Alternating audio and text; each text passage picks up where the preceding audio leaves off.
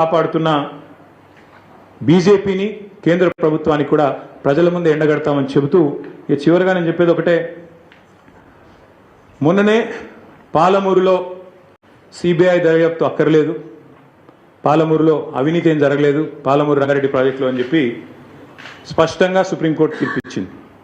ఇంకొక వైపు సొంత పార్టీ ఎమ్మెల్యేలు 30% కమిషన్లు లేదే ఇక్కడ ఏ పని జరగదు అని సొంత పార్టీ ఎమ్మెల్యేలే కుండలు బద్దలు కొడుతున్నారు. అట్లాగే సొంత మంత్రులు కేబినెట్ సహచరులు స్పష్టంగా చెప్తున్నారు, మా మంత్రులు పైసలు తీసుకుంటారు లేకపోతే ఫైళ్లు కదలై అని చెప్పి పాపం నిజాయితీగా ఒప్పుకుంటున్నారు. ఇంకోవైపు సొంత మామ పిల్లనిచ్చిన మామ కాళేశ్వరంలో అవినీతి ఎక్కడిది మన ఎక్కడిది, 1,00,000 కోట్ల ప్రాజెక్టులో 94,000 కోట్లు ఖర్చు అయితే అలా 1,00,000 కోట్ల కుంభకోణం అని ఎట్లా అంటారు, ఇది అసంబద్ధం అని చెప్పి సొంత పిల్లనిచ్చిన మామ చెప్తా ఉన్నారు. కాబట్టి ఫ్రస్ట్రేషన్లో రేవంత్ రెడ్డి గారు ఏవేవో చేస్తుంటారు, ఏవేవో లీకులు ఇచ్చి ఏదో రకంగా మీడియా మేనేజ్మెంట్ చేసి నేషనల్ హెరాల్డ్ కేసులో ఛార్జ్ షీట్లో పేరు వచ్చిన కొన్ని పత్రికలు అయితే రాయలేదు. మాకు చాలా ఆశ్చర్యంగా ఉంది, ఎంత బాగా కవర్ చేసుకుంటూ వస్తున్నారంటే రేవంత్ రెడ్డి గారిని చాలా ఆశ్చర్యంగా ఉంది. ఇట్లా కూడా చేయొచ్చా అంటే ఇంత పెద్ద కేసులో ఇంత పెద్ద మ్యాటర్ వస్తే ఒక ముఖ్యమంత్రి పేరు వస్తే ఇదే కేసీఆర్ గారి పేరుంటే రాకపోదురా?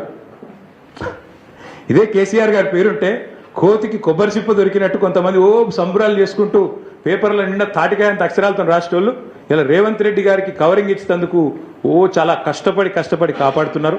వారందరికీ నేను చేసే విజ్ఞప్తి ఒకటే, మీరు ఎన్ని చేసినా ఎంత గింజుకున్నా ఈ మీడియా సంస్థలు ఎంత తాపత్రయపడ్డా ఆయన మీకు ఎంత అడ్వర్టైజ్మెంట్ ఇచ్చినా ఎన్ని రకాలుగా మిమ్మల్ని ఫోన్ చేసి బెదిరించినా ప్రజలకు విషయం అర్థమైపోయింది.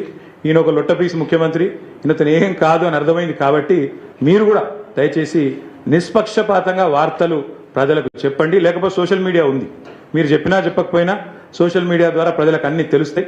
తెలియదు మేము పిల్లి కదా కళ్ళు మూసుకొని పాలు తాగితే తెలియదు అనుకుంటుంది అన్నట్టు మేము రాయకపోతే వార్తనే కాదు, మేము రాయకపోతే మేము నొక్కేస్తే ఎవరైనా కూడా వాస్తవాలు చెప్తున్నాం. మీకు అబద్ధం అనిపిస్తే నేనేం చేయాలి? కానీ చాలామంది రాస్తలేరు, మరి ఏం చేయాలి? మరి మా బాధ మేము చెప్పుకోవాలి కదా, ప్రజలకన్నా చెప్పుకోవాలి కదా. కాబట్టి మీరు అట్లా అనుకుని మీ భ్రమల్లో ఉన్నంత మాత్రాన మీరు చేయగలిగేది ఏం లేదని కూడా చెప్తూ సహకరించే మిత్రులకు థ్యాంక్ యూ.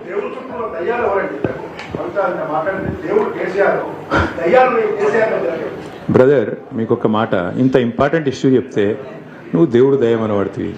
ఇప్పుడు ప్రస్తుతం మాకు తెలంగాణకు పట్టిన దయ్యం మాత్రం రేవంత్ రెడ్డి. ఆ రేవంత్ రెడ్డి అనే దయ్యాన్ని ఎట్లా వదిలించాలా అనేది మా తాపత్రయం. ఇంకేమన్నా తొందరపడ అంత యాంగ్జైటీ ఎందుకు, అంత టెన్షన్ ఎందుకు, అంత హడావుడి ఎందుకు? నేను చెప్పేది ఏమంటే తెలంగాణకు పట్టిన శని కాంగ్రెస్, తెలంగాణకు పట్టిన దయ్యం రేవంత్ రెడ్డి. ఇప్పుడు ఆ దయ్యాన్ని శనిని ఎట్లా వదిలించాలనేది మా టార్గెట్. మీరు చెప్పి టెన్షన్ ఎందుకు అంతగానో మాట్లాడి రాదు, ఎందుకు అంత ఎగబడుతున్నాం? నేను అనేది ఏమంటే మీరు ఒకటి గుర్తుపెట్టుకోండి, లోక్సభ ఎన్నికలకు ముందు మేము పార్లమెంటు నియోజకవర్గాల వారీగా సమావేశాలు పెట్టాం, సమీక్షా సమావేశాలు. ఇక్కడ అసెంబ్లీలో ఓడిపోయాము, ఎట్లా ముందుకు పోవాలని చెప్పి దాదాపు 17 రోజుల పాటు మీరందరూ చూశారు. ఇక్కడే వేల మంది కార్యకర్తలతో కూర్చొని దాదాపు 7, 8, 9, 10 గంటలు వారితో చర్చించాం.